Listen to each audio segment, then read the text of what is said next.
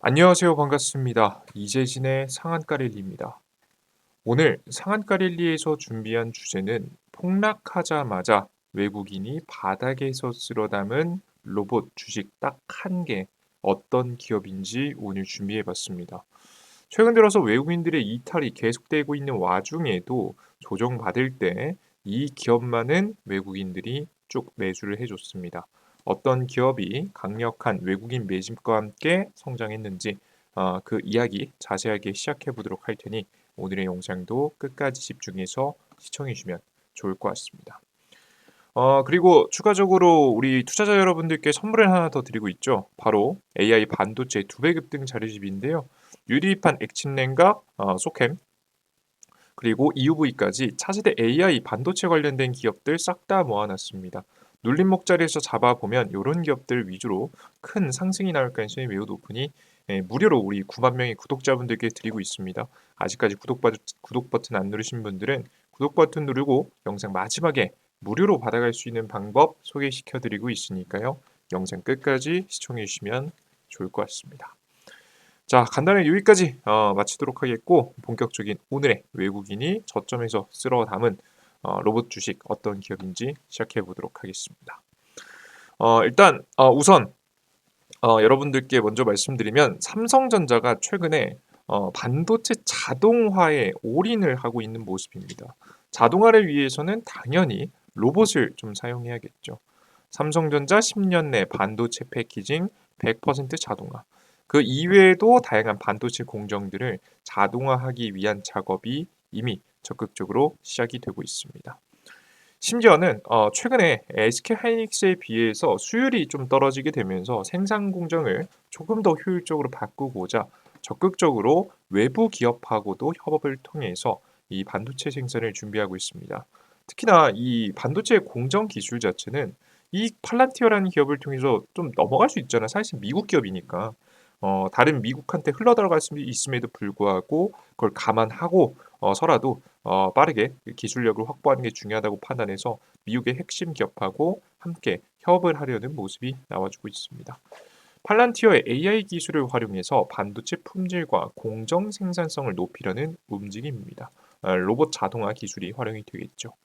팔란티어의 주요 고객은 미국 국방부, 미국 중앙정보국, CIA, 그리고 연방수사국 FBI, JP모건, 모건 스탠리 등 굵직한 지금 현재 큰 기업들 그리고 이제 정부하고도 함께 협업을 하고 있는 모습을 보여주면서 확실히 능력이 있다라는 걸 확실히 인증받은 기업입니다. 최근 주주총회에서 메모리 파운드리 시스템인 지금 현재 LSI 사업부 등 반도체 부분별 생존 전략도 제시했는데 특히나 고대형 메모리 시장이 적절하게 대응하지 못한 걸 인정하면서 실수를 되풀이하지 않겠다는 이야기를 했고요. 자, 그래서 특히나 다양한 공정들 중에서도 특히나 메모리 반도체 이 부분의 생산을 더욱더 끌어올리기 위해서 다양한 작업이 진행될 것이라고 보여집니다.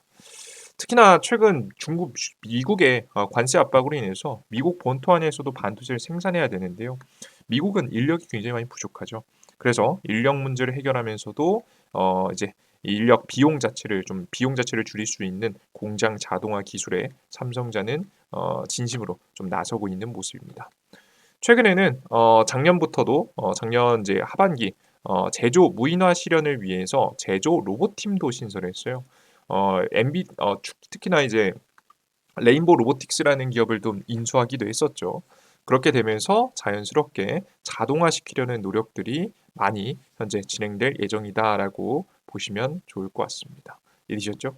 그들 중에서도 특히나 가장 신경 쓰는 것은 무엇일까 찾아봤습니다. 바로 가장 삼성전자가 최근에 신경 쓰는 게 앞서서도 이미 힌트가 있었는데요. 바로 HBM 부분입니다. 이 HBM 부분에서도 굉장히 주목을 받을 가능성이 다시 높아지고 있습니다. 자세하게 좀 볼게요. 삼성전자가 좀 성과가 어느 정도 나고 있는 것처럼 보여요. 삼성전자가 HBM, 엔비디아에 납품하려는 움직임이 나오고 있습니다. 원래 반도체 설계라는 게 되게 어렵거든요. 근데 이 AI 기술이 요즘 발전하다 보니까 기본적인 바탕이 있으면 재설계가 그렇게 어렵지 않다라고 합니다. 물론 뭐 쉽지 않은 기술이긴 하지만. 근데 이번에 HBM3 12단에 들어갈 반도체 재설계가 완료가 됐고 해당 제품이 5월달 엔비디아의 퀄 테스트에서 퀄 테스트에 다시 도전해서 통과할 가능성이 높다는 이야기가 많이 돌고 있습니다. 재설계가 통상 2개월이 소요되나 공통 공정에 생략하는 부분들이 많아 빠르면 5월 중순에 결과가 나올 것이라고 예상이 되고 있습니다. 이번 지연 사태 원인에 대해서 최근에 이제 많이 이제 그 엔비디아의 납품이 좀 지연됐었죠. TSV 공정 등에서 좀 더 손볼 곳이 있었다고 이야기했고, 그리고 추가적으로 발열이 원인이었다라고 이야기도 나오기도 했습니다. 뭐 다행 정확한 원인은 모르나 이런 문제들이 재설계를 통해서 해결이 되게 되면서 자연스럽게 통과에 대한 기대감이 좀 커지고 있는 거죠.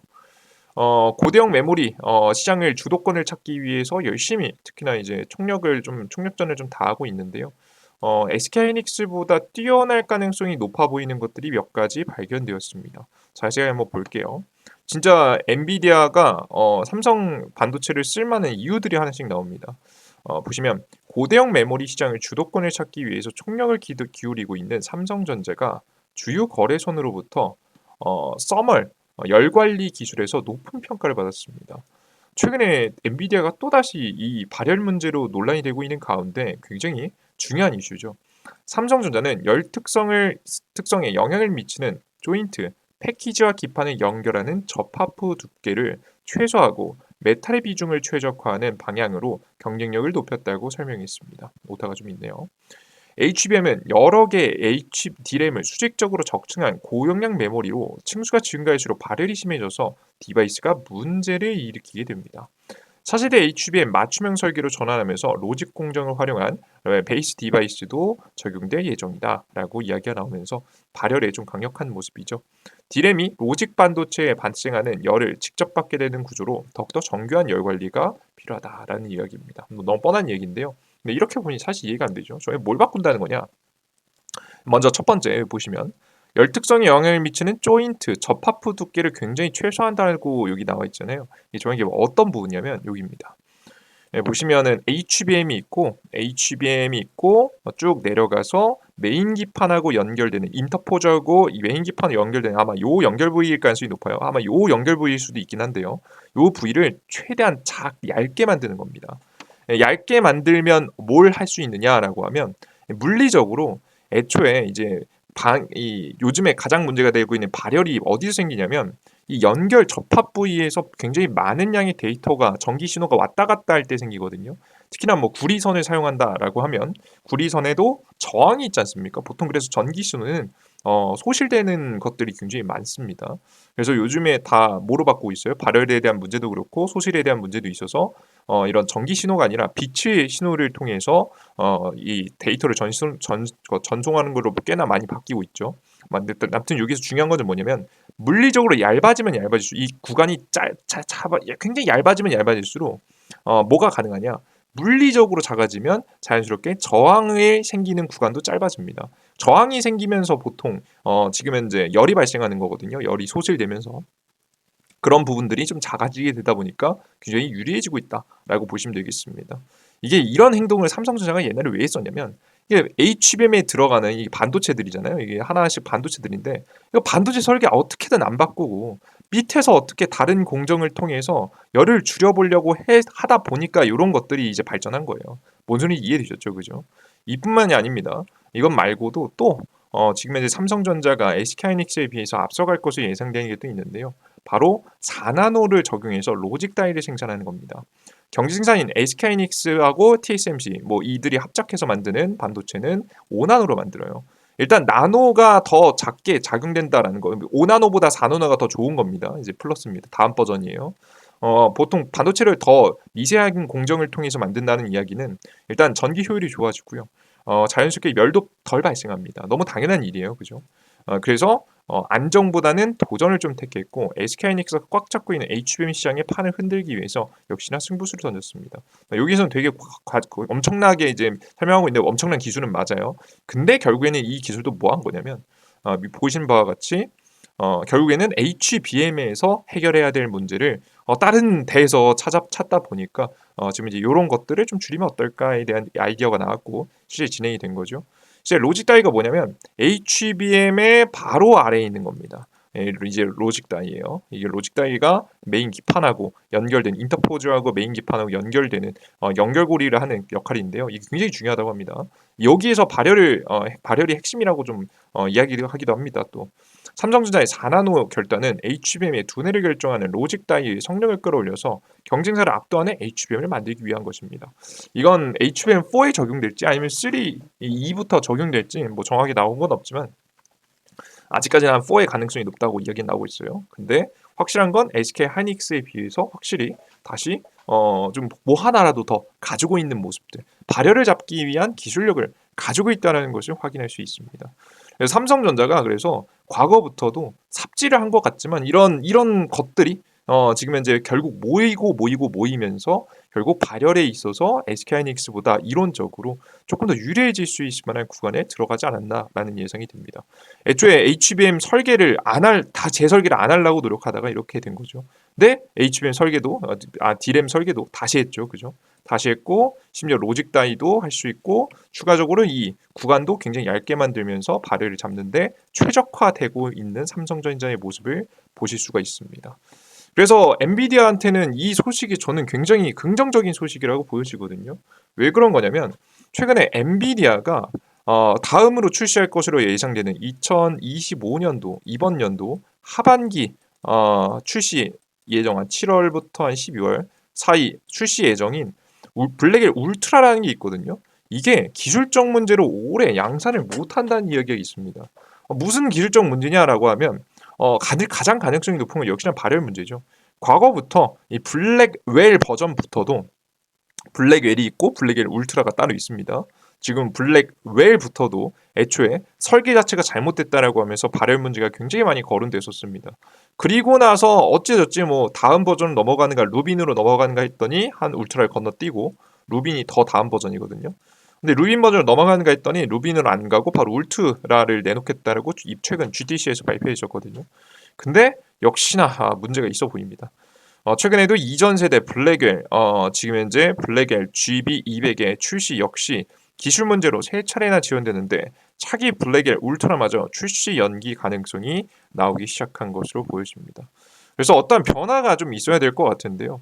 이 변화를 그럼 도대체 누가 이끌 수 있을 것인지, 엔비디아하고 함께 협업을 하면서 다음 GPU를 출시할 수 있는 만한 기업이 누구일 것인지 우리가 계속 관심을 가지고 지켜봐야 될 만한 문제가 아닌가 생각이 됩니다. 그래서 일단은 삼성전자가요, 앞서서도 설명드렸다시피 HBM 납품 신호가 이미 어느 정도 나와줬고요. 여기까지 뭐 SK하이닉스하고 이긴다까지는 아니지만 어느 정도 이제 막 이제 비비기 시작했다 정도로 이해하시면 될 것 같고요. 그런데 꽤나 잘하면 이게 SK하이닉스하고 그냥 비벼보는 정도가 아니라 SK하이닉스보다 더 성능이 좋은 HBM을 또 내놓을 수도 있지 않을까라는 좀 생각도 됩니다. 물론 여기서 오해하시면 안 되는 게 그렇다고 해서 삼성전자의 지금 이제 매출은 올라가겠지만 영업이익이 극적으로 올라가진 않을 거예요. 애초에 삼성전자가 수율을 아직까지는 제대로 잡았다는 이야기가 안 나오고 있기 때문에 아직까지는 좀 쉽지 않지만 이런 다양한 기술들이 적용되기 시작하면 HBM3, HBM4 그 이후를 넘어서는 순간부터 좀 더 가능성이 좀 나오지 않을까. 삼성의 SK를 어느 정도 따라잡는 모습은 나와줄 수 있지 않을까라는 예상이 좀 됩니다. 그래서 우리 투자자 여러분들께서 최근에 흘러가는 모양새를 보면 확실히 삼성에게 기회가 한 번은 주어질 것 같다. 뭐 그 기회를 정말 잡을 수 있을지 없을지 모르겠지만 잡을 수 있는 기회가 어느 정도 나올 것 같다라는 생각이 듭니다. 자, 그러면 이때 수혜를 받을 만한 기업은 누가 있느냐라고 하면 이 과정 속에서 굉장히 AI도 많이 활용할 거고요. 이 자동화 기기도 많이 사용할 겁니다. 그 과정 속에서 주목받을 수 있을 만한 기업이 저는 고영이라는 기업이라고 봅니다. 고영이라는 기업은요, 스마트 팩토리 솔루션도 하는 기업이에요. 애초에 이제 공장 자동화의 기술력을 가지고 있는 기업이죠. AI를 활용한 검사 결과, 자동 정장 분석, 최적화 등 기능을 통해서 공정 관리 자동화입니다. 애초에 어떤 문제가 있으면 이런 문제를 잘 저장해 놓고 데이터화해서 쌓아놓는다는 얘기죠. 이걸 나중에 이제 자체적으로 분석도 할 거고요. 추가적으로 다른 이제 앞서 말씀드렸던 팔란티어라는 AI 기업의 기술력을 이용해서 추가적인 분석을 또 할 수도 있겠죠. 그래서 공정을 자동화하고 관리하고 업그레이드 시키는데 능력을 가지고 있는 기업입니다. AI 기능이 탑재된 스마트 팩토리 솔루션을 다수 글로벌 고객사에게 현재 테스트 중이고요. 특히나 고영이 재밌는 게 이런 미세한 지금 현재 기술도 자신이 있는지 뇌수술 의료 로봇도 만들기도 했습니다. 최근에 미국의 FDA 승인까지 받았어요. 그러니까 확실히 이 로봇에 좀 진심인 게 좀 느껴지시죠? 그냥 반도체 검사 장비, 기계적 검사 장비 이게 아니고요. 이 반도체 검사 장비를 만들 수 있을 정도의 로봇 기술이 있기 때문에 지금 이제 반도체 검사 장비를 만드는 거고요. 그리고 추가적으로 이런 뇌수술 로봇까지도 만들 수 있는 모습을 확인하실 수가 있습니다. 그래서 확실히 주목해 볼 만한 기업이다라는 게 느껴지는 기업입니다. 특히나 이제 곧 2024년부터 HBM 장비도 삼성전자에 납품해 왔습니다. 2024년부터 고영 테크놀로지는 최근 반도체 검사 장비인 젠스타를 정식 출시하고 고객사를 확보했다. 젠스타는 웨이퍼 레벨 패키징 특화 제품으로 고밀도 웨이퍼 초미세 솔더나 지금 이제 반도체 기판상 격면이 부품을 검사합니다. 그러니까 오류가 흠집이 있는지 없는지 검사하는 거예요. 문제가 있는지 없는지. 웨이퍼상 실장된 불과 지금 이제 격면 부품 동시 검사뿐만 아니라 전 방향 3차원 측정 기반 웨이퍼 펌프 그리고 딥러닝 기반 알고리즘을 최적화 등을 기능을 지원한다. 사실 이것도 완전 전문가분들 아니면 완벽한 이해가 안 되는 저도 완벽하게 이해하지는 않았습니다. 중요한 건 3차원으로 전 방면을 싹 다 스캔해서 그것을 통해서 문제점을 찾아낸다라고 좀 보시면 되겠죠. 그래서 꽤나 많은 지금 현재 부분을 담당하고 있는 기업이다라고 보시면 되겠습니다. HBM이 들어가는 반도체들은 특히나 이제 초기 단계죠. 초기 이제 반도체 웨이퍼 단계에서 문제가 발생하면 이제 피해가 좀 크기 때문에 예를 들어서 보면 HBM이 12개를 쐈잖아요. 12개를 쌓아 올리는 HBM인데 이들 중에서 딱 하나라도 문제가 되면 이거 다 못 쓰는 거 다 갖다 버려야 돼요, 여러분들. 그죠? 뭐 처음부터 그러면 잘못 올렸으니까 얘 중간에 있는 얘만 빼고 다시 만들자. 뭐 이런 게 안 되잖아요, 그죠? 사실 불가능하기 때문에 좀 굉장히 작은 반도체거든요. 그래서 사실상 보시는 바와 같이 굉장히 검사 장비가 굉장히 중요한데 이에 삼성전자에 좀 납품을 진행을 하는 모습들이 나와주고 있습니다. 사실 작년부터 조금 많이 더 다시 주목받기 시작하다 보니까 작년에 수주를 받아놓은 게 이번 연도부터 이제 본격적인 매출화되고 있어요. HBM 2025년도, 2025년도 보시면 쭉쭉쭉쭉 매출이 계속해서 작년 대비해 분기 매출 대비해서 보면 분기별로 한 3개월마다 한 500억씩 팔았는데 500억, 500억, 500억, 500억 정도에서 1년에 한 2천억 정도 매출을 내는 기업인데 최근에는 1분기, 2분기, 3분기, 4분기 전부 다 못해도 600억 어치 이상 파는 모습이죠. 예상이 되고 있습니다. 요거는 거의 이제 수주를 기반으로 해서 아마 나온 것으로 예상이 되기 때문에 요거 수치가 허구된 수치는 아닐 거라고 예상이 됩니다. 그죠? 그리고 꾸준하게 이제 생산 공장들을 풀로 돌리면서 나아질 거라고 보고 있고요. HBM4가 조금 더 조기 도입되면 아마 이 매출은 더 크게 성장할 수도 있는 여지가 남아 있다라고 보시면 되겠습니다. 영업이익도 작년에서 적자를 잠깐 기록하게 됐고요. 작년에 흑자가 그렇게 크지 않았어요. 이번 연도부터 흑자 전환을 좀 크게 하는 기업이거든요. 좀 관심 잘 계속해서 가져두시고 지켜보시면 좋은 결과 있을 거라고 현재 보고 있습니다. 잘 주목해 보시면서 투자 이어가 보세요. 좋습니다. 그리고 고영이 뭐 최근에 뭐 제가 말씀드렸다시피 오늘 제목과 맞게 외국인 매집에 잘 들어오고 있습니다. 뭐 실적 좋고 미래 전망 좋고 이 미래 기술력적인 부분들도 어느 정도 인정받는 기업이니까 당연히 뭐 이런 기업들 외국인들이 증시 떨어질 때 오히려 매집하죠. 오늘은 좀 안 사줬네요, 그죠? 가끔 팔 때도 있긴 하지만 워낙에 다른 기업들이 요즘 외국인 매집 들어온 게 없어요. 근데 개인들 팔고 기관들 팔고 보신 바와 같이 외국인들이 매집하는 모양새를 보여주고 있으니까 우리는 이런 기업들 눌림목이 나오기 시작할 때 계속해서 관심 두고 보시다가 매집을 시작하셔서 좋은 수익을 보셔도 괜찮지 않을까 생각이 됩니다. 주가 상태도 매출이 막 영업이익이 막 지금 두세 배 뛰는 거에 비해서 주가가 물론 뭐 안 올라온 건 아닙니다. 완전 저가 대비해서 100% 상승 나왔다가 좀 고점 대비 40%좀 내려왔는데요. 꽤나 많이 올라온 편이긴 하지만 뭐 그걸 감안하더라도 이게 사실 엄청나게 높은 주가는 아니라고 현재 봅니다. 저는 최근 들어서 증시가 하락하면서 여기서 조금 더 많이 하락하면서 121평선 부근까지 떨어지면 정말 적극적으로 한번 도전해 보셔도 되는 기업이지 않을까 생각이 됩니다. 참고하시면 좋을 것 같고요. 나는 추가적인 정보가 더 필요하다라고 하시는 분들은 제가 자료집 만들어 놨습니다. AI 반도체 2배 급등 자료집인데요.